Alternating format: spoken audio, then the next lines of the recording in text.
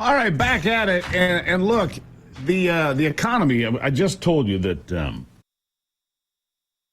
that Joe Biden just released a letter that will be the precursor to his farewell address, and he says in it, in part, we've created a record 16.6 million new jobs. Wages are up. Inflation continues to come down. I think he's seeing the world through rose-colored glasses, although things are not terrible at the moment.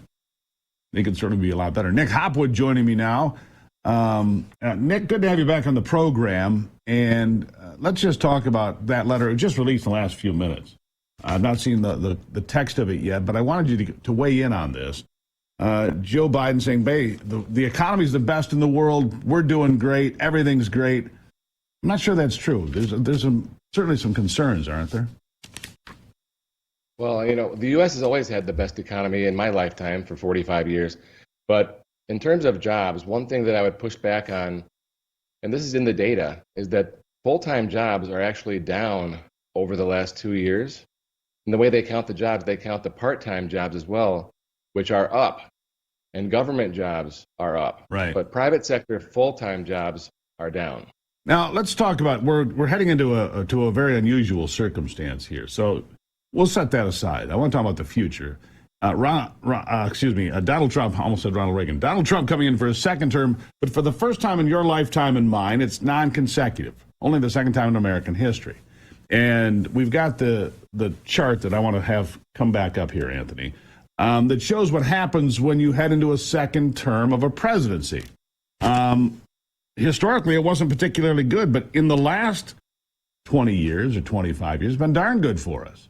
The last 2 years have been good in the market pretty well. What do you expect? What do you extrapolate out of this?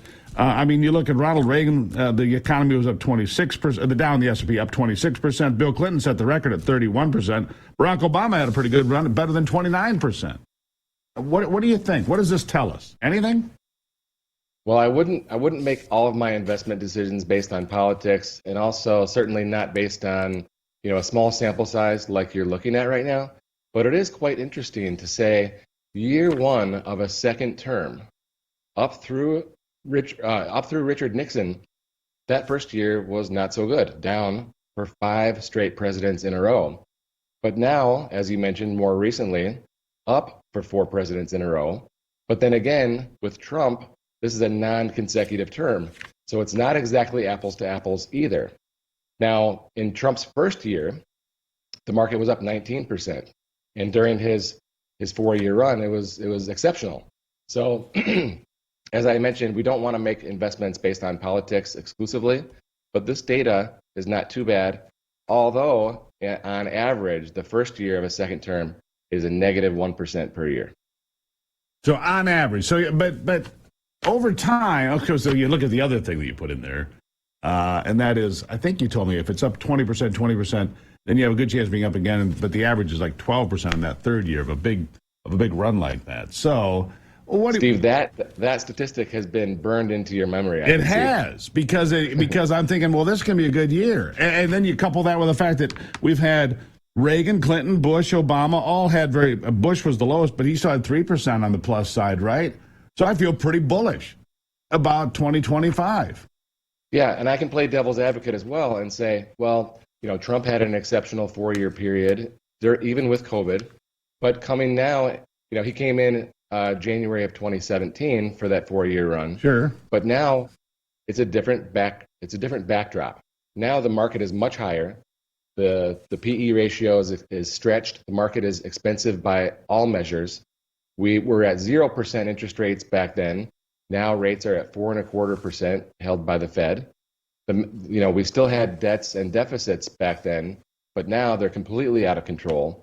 So it's a much more challenging environment, in my opinion. Yeah, let me ask you about this Vanguard, because the way people invest has been pretty much the same for a while. Everybody gets in mutual funds, and if they're smart, they have somebody like you helping them, drive the bus and have a plan, right, to where they're going to go. But Vanguard closing the mutual fund platform, everybody's going to be at a brokerage next year. What does that mean? Well, it's important to clarify that they're not closing their Vanguard mutual funds, just the mutual fund platform, and everyone will be pushed automatically over to brokerage. This tells me which I've known for a while, but it's an important talking point, that brokerage is the future, where you can own stocks, bonds, mutual funds, ETFs, crypto, whatever you want, all in one account. Imagine having a Vanguard mutual fund account, a Fidelity mutual fund account, an American Funds mutual fund account, a BlackRock mutual fund account, all separate. Why do we need that? How much easier would it be if everything were consolidated in one account where you can own all products from those companies in one brokerage account? And I think that's the future. Yeah. So it's going to be basically pick what you want. You want some of this, you want some of this, you want some of this. All right, so you think that's going to be the future. So the mutual fund exists and it goes forward, but it's just not going to be the only thing. Basically, it's a supermarket of investments is what you're telling me. Yeah, that's exactly right. And that's how we do things with our strategic partner, Charles Schwab, where we have brokerage accounts and we lean heavily on ETFs with our different strategists. And tell people, what is an ETF? ETF stands for Exchange Traded Fund. I think of it as mutual fund 2.0. It trades on the exchange all day long, whereas a mutual fund just has one price change per day. The expenses are generally lower by a significant amount, and they're also much more tax efficient. So that's why I call it a mutual fund 2.0, and that's why probably about 80% of Peak Wealth Management's business is through ETFs. All right, so let me ask you one other thing here before we run out of time, because you pointed something out here that I wanted to talk to you about, and that is young couples living together. They're investing separately, but they're sharing the bills. He's investing here, she's investing there, but they're splitting, the electric bill, the whatever, the heating bill, whatever it might be. You say that's not the way to go.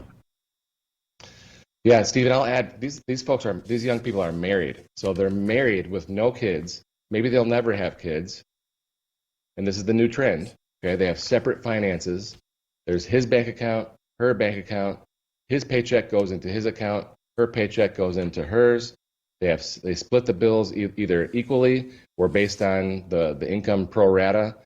I just think this is terrible. It's terrible for those households. It's not the way to go. Why is that? What's the downfall there?